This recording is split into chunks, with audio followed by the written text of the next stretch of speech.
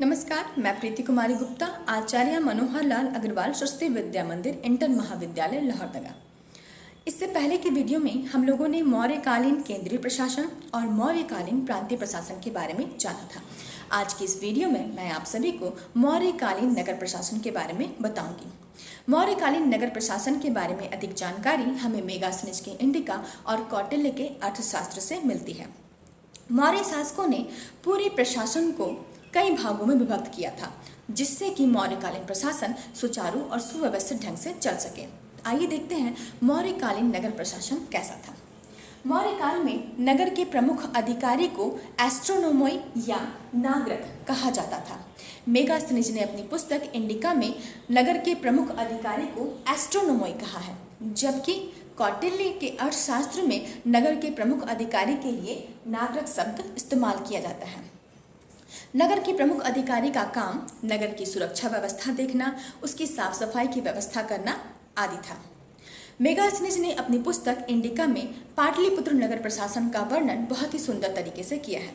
मेगास्थनीज बताता है कि पाटलिपुत्र नगर का प्रशासन 30 सदस्यों की एक समिति देखती थी और इस 30 सदस्यों को 6 विभागों में विभक्त किया गया था और प्रत्येक विभाग में 5-5 सदस्य होते थे।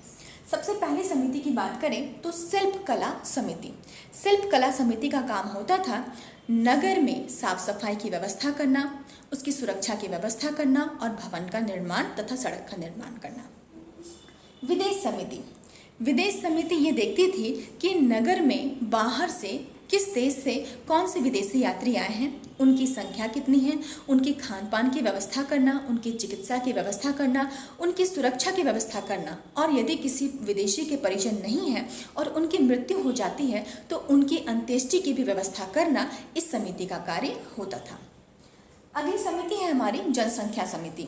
जिस प्रकार से भारत में भी जनसंख्या ली जाती है कि कितने स्त्री हैं, कितने पुरुष हैं, कितने बच्चे हैं, कितने बूढ़े हैं, प्रत्येक साल कितने बच्चे पैदा हुए, कितने लोग मर गए, उसी प्रकार से जनसंख्या समिति भी ये देखती थी कि नगर में कितनी जनसंख्या है, कितने स्त्री हैं, कितने पुरुष हैं, कितने बच्चे हैं, क्या जन्म दर है और मृत्यु दर क्या है। अगली समिति है उद्योग व्यापार समिति। उद्योग व्यापार समिति का कार्य होता था कि उद्योग व्यापार में किसी प्रकार की गड़बड़ी ना हो, इसकी देखभाल करना इस उद्योग व्यापार समिति का कार्य होता था। अगला समिति है वस्तु निरीक्षक समिति। वस्तु निरीक्षक समिति का कार्य यह होता था कि वस्तुओं का मूल्य एक समान हो सभी जगह और उसमें किसी प्रकार की मिलावट ना हो। आखिरी समिति है हमारी कर समिति।